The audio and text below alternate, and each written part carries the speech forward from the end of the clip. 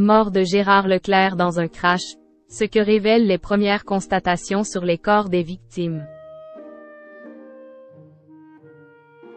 Ce mardi 15 août 2023, le crash d'un avion de tourisme en Loire-Atlantique a entraîné la mort de 3 personnes dont le célèbre journaliste Gérard Leclerc, la fille de l'homme politique Michel Monory et une amie proche de la passagère.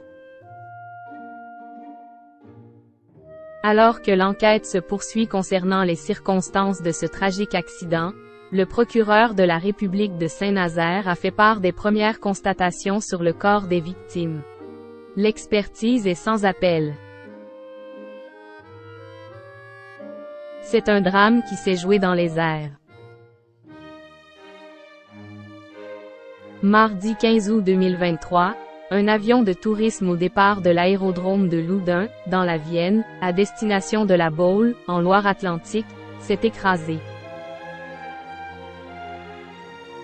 À son bord, le journaliste de renom Gérald Leclerc.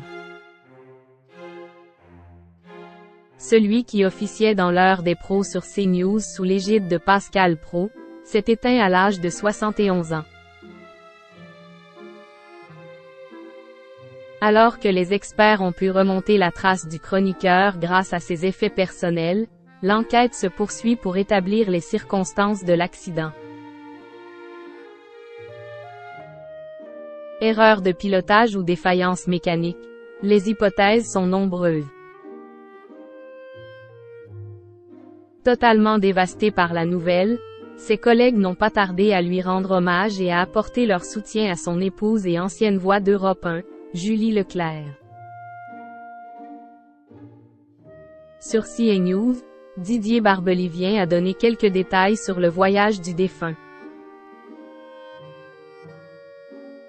Le journaliste devait rejoindre son frère, Julien Clerc, dans le cadre d'un concert prévu jeudi 17 août 2023 à la Baule.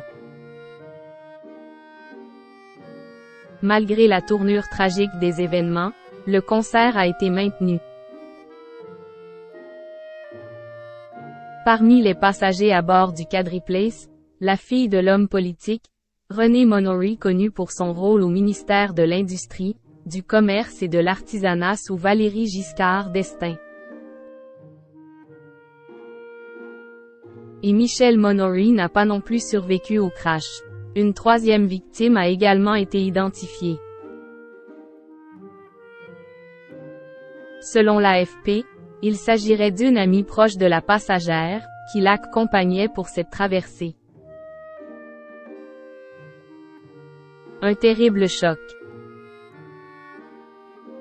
Si l'enquête suit son cours, les premières expertises sont sans appel.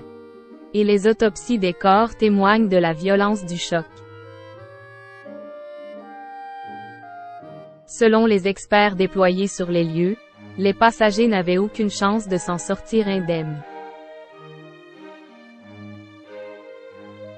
Le procureur de la République de Saint-Nazaire a d'ailleurs donné quelques précisions suite aux premières constatations faites sur les 2 corps.